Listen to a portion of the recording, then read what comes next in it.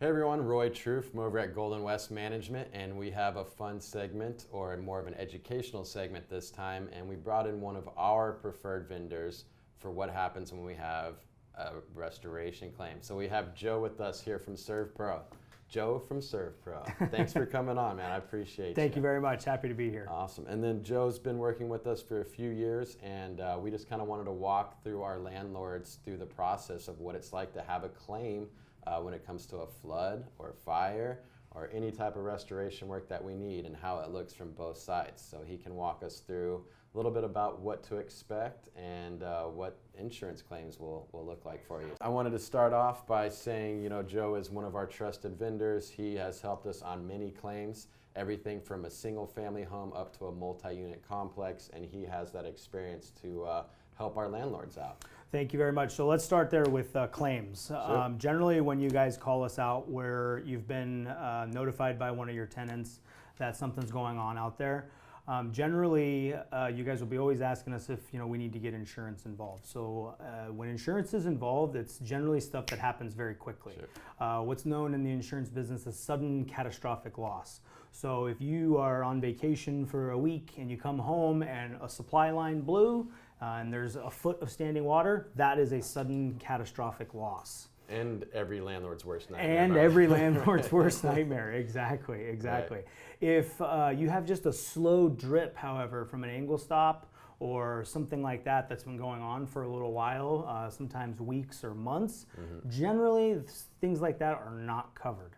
Gotcha. So it's important to understand the difference between long-term damage, wear and tear, and then sudden loss. Sudden loss is what you have insurance for, and that's generally what we're filing claims for. Got it. And on GoldenWest standpoint, the call comes into our switchboard. So we're on call 24/7.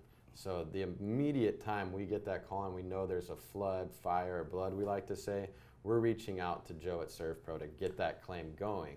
So it goes into our switchboard. Our switchboard immediately identifies, is there standing water? Is it gushing? What's the situation? Identifies that with the tenant, and they have either the 24/7 hotline they can call, or they can go straight to my website. And then from there, we have our trusted vendor, Joe. We reach out with the phone call to him.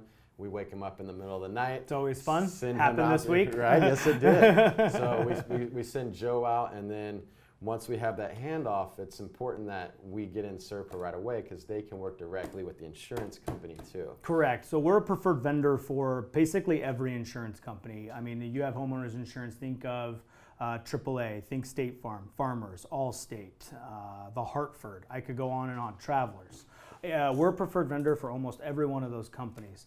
And the reason why it's important to have SERVPRO on it, or SERVPRO La Jolla, that's the franchise I'm from, Right. is because we have relationships with all these insurance companies. So and we've been working with them for such a long time that we're able to establish things like the cause of loss, how many rooms are affected. Right.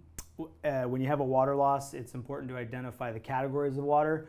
Supply line, for example, would be clean water. Then that goes into category 2, which would be slightly contaminated water, something like a dishwasher or a laundry, something that may have happened a couple days ago.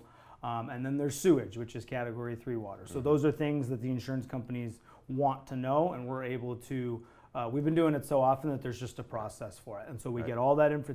It's called a briefing or a verbal briefing that we provide to the insurance adjuster, which is just basically a snapshot of the loss, what's affected, what we have to do, and what we have to do in order to return the building to a clean sanitary structure to prepare it for reconstruction. Got it. And then let's break those down. So walk us through, what's it like for a claim at, let's say, a single condo that you own in a complex of condos versus somebody with a multi-unit. So let's start with I own a condo downtown, and a common one is that leak from upstairs. You have nothing to do with you, but it's going to your property. Sure. So we run into that a lot. It has nothing to do with me, and people don't want to file a claim. Well, if you don't want to do that, then the materials are going to sit wet, and your tenant's probably going to be upset. The best thing to do is to file a claim so that you can get the process going for your tenant and to make life easier on you. Because ultimately that unit above is responsible, but your insurance company is going to go after that unit above. You don't. That's what you have insurance for. And that's why we recommend always reaching out to your insurance company first to start the claim. Without a doubt. And Joe, you guide our client, our through that process, start Without to a finish. doubt. Right. Without a doubt. So I mean that's another huge thing. And so with that being the single condo, you also typically have to deal with a couple different adjusters. Is that right? Generally, yeah. We'll have to deal, if they file the claim upstairs, we'll have to deal with their adjuster, the owner's adjuster of the unit we're dealing in. And if the tenant has renter's insurance too, then they're going to file the claim. We'll deal with their adjuster as well. Right. But we get along with everybody. We have a great proprietary system that our SERVPRO corporate office has developed to track everything beautifully, so we can keep all the information in one location and get to it wherever we need to. So it makes the process pretty easy. And you start, and you have a template literally for each insurance company Literally. too. Literally. State Farm, this is how we're going to do it. Allstate, this is how we're going to do it. Well, we have national agreements with them. There are rules and regulations that we have to follow for just a general loss, but then more specifically with State Farm, more specifically with Farmers, more specifically with Allstate, down the line. Right. And that's your typical single condo in a complex. Typically, yeah, typical. Right. I mean, it's pretty typical for insurance claims generally. Right. In the city of San Diego, when if you live in a building that's more than 4 units, it doesn't matter what year it was built. It needs to be tested for hazardous materials like asbestos before you can even cut anything open. It's a rule that was passed a few years ago by the San Diego Air Pollution Control District. It's called Rule 1206, APCD Rule 1206. It's a little bit of a headache for me, but it's a rule and we got to follow it, so we do. That's how we do that. And that doesn't matter if it's one condo owner of one unit and in a 15-story high-rise, or if one person owns the 15-story high-rise and rents them all out as apartments. So let's transition that into our apartment owners. So we manage for quite a few clients that own 20-unit complexes down to a 4-unit complex. So how's that look if let's say a sewage line backs up right into a complex and damages 4 units? Before we do any demo, we have to test the material. We have to test any materials we want to remove for asbestos. We just did one where we had to test it for asbestos, and it did come back positive. When it comes back positive, we have to get another company involved, called an abatement company. Someone that's licensed to handle asbestos-containing materials, someone that's licensed to throw it away. And then, so is it different for handling that claim for our multi-unit owner, the claim for the multi-unit owner? What's the biggest difference that they should take away? The multi-unit owner needs to seriously consider if they want to file a claim. Got it. Typically with 20-unit complexes, you're going to have really high deductibles. So it better be worth it for them to file a claim. The cost better way outweigh the deductible. Because I commonly see deductibles of $10,000 all the way up to $25,000 for a big complex.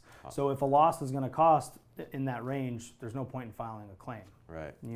And then that's why we have, again, a trusted professional like Joe to walk you through each step of that process. So if you're trying to herd all these cats, it can get crazy. So having somebody like Joe in from the beginning is going to set you up for success to get your claim, your property back restored, back to the tenant, back rented, and all the things we want to manage from our side at GoldenWest. So Joe, thank you so much for coming on today and giving a little bit of insight to what you do. thank you very much. Yes, It's great sir. to be here. We look forward to doing this again soon. Right on. Can't wait.